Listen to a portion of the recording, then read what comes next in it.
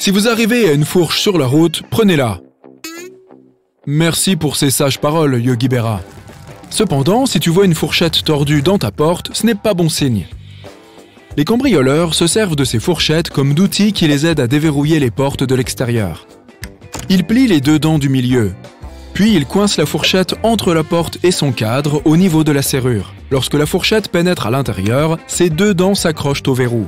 L'ensemble du dispositif s'adapte parfaitement. Et de cette façon, les criminels obtiennent suffisamment de jeu pour faire pivoter le loquet. Cela prend un certain temps, mais ils parviennent généralement à ouvrir la porte. La fourchette dans ta porte signifie peut-être que personne n'a encore pénétré dans ta maison.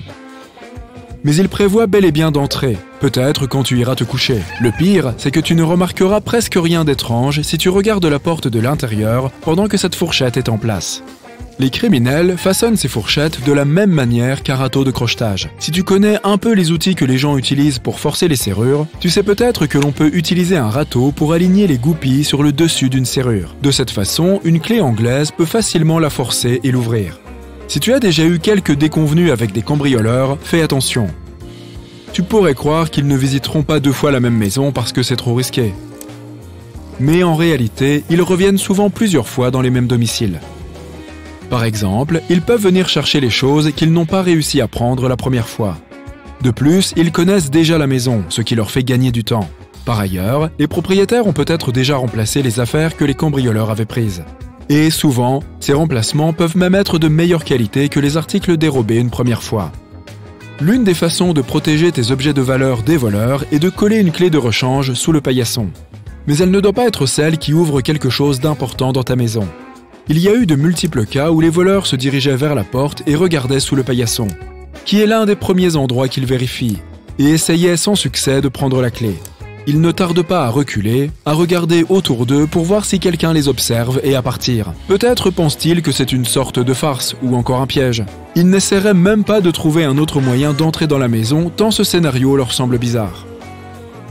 Laisse une paire de grosses bottes de travail dehors, juste à côté de la porte. Un cambrioleur les remarquera en premier.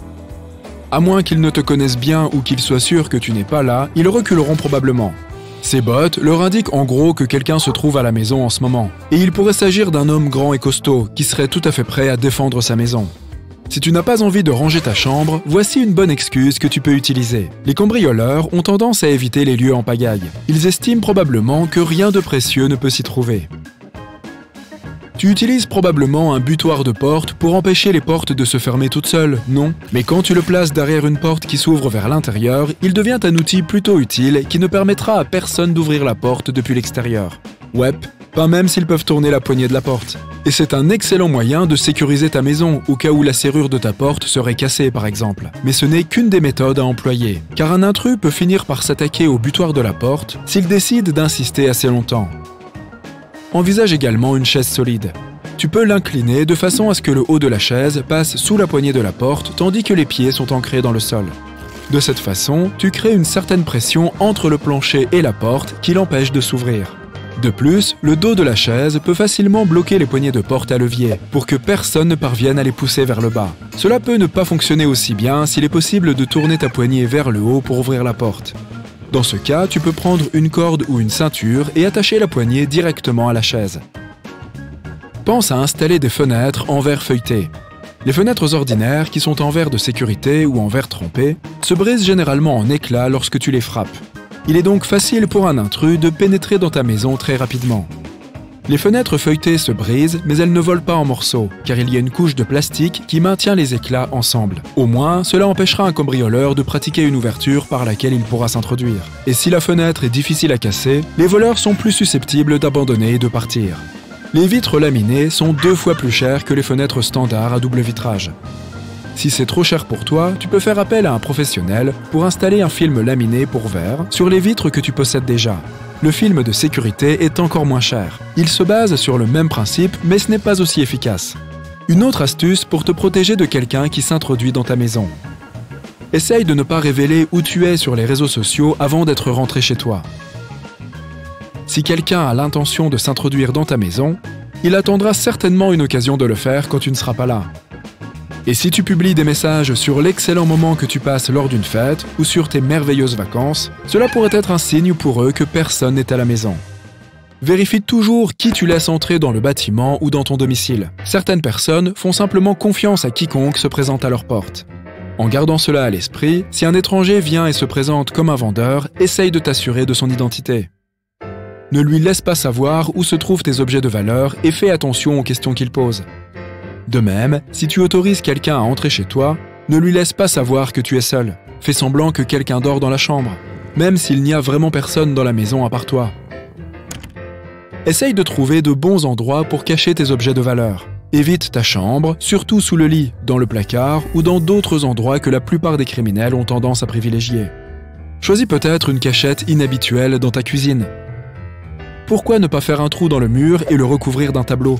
Ou bien opte pour un coin sombre dans ton placard. Un ballon de foot est aussi une bonne option. Laisse échapper un peu d'air et coupe l'une des coutures. Après avoir caché tes objets de valeur, remets la couture à sa place.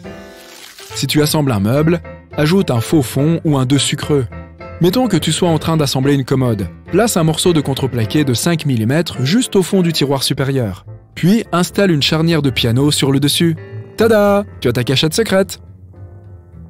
Apprends à connaître tes voisins. Comme ça, tu ne seras jamais vraiment seul. De plus, ils peuvent réagir même lorsque tu n'es pas chez toi. Tu peux aussi les aider en retour. Si tu vois un étranger fouiner chez ton voisin, n'hésite pas à le prévenir. De cette façon, vous deviendrez une vraie tribu qui surveille les arrières de chacun.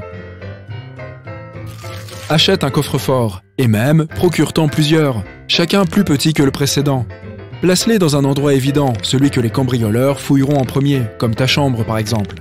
Ils s'acharneront à ouvrir le premier coffre, puis le deuxième, et peut-être même le troisième. Mais au bout d'un moment, ils lâcheront l'affaire en se rendant compte qu'ils ont passé trop de temps à essayer d'ouvrir tous ces coffres, sans le moindre succès. Et bien sûr, le dernier coffre ne contiendra pas non plus tes objets de valeur. Ils seront soigneusement cachés quelque part dans l'endroit le plus incongru. Mais les voleurs ne les trouveront pas, parce qu'ils auront perdu tout leur temps sur le coffre-fort. Ne compte pas trop sur ces panneaux « Attention, chien méchant », à moins que ton chien ne soit entraîné à reconnaître les cambrioleurs ou qu'il soit capable de t'avertir si des étrangers se faufilent autour de ta maison. Mais si tu as un chien amical, n'importe qui peut s'attirer ses faveurs en lui offrant des friandises ou en le caressant. Il est intéressant de noter que les races de chiens plus petites pourraient s'avérer une meilleure option, car elles aboient davantage et peuvent attirer ton attention plus rapidement. De plus, le panneau « Attention aux chiens » indique à un cambrioleur que ton animal de compagnie est à l'intérieur. Si lui peut se déplacer sans déclencher la moindre alarme, eh bien, un intrus le peut aussi.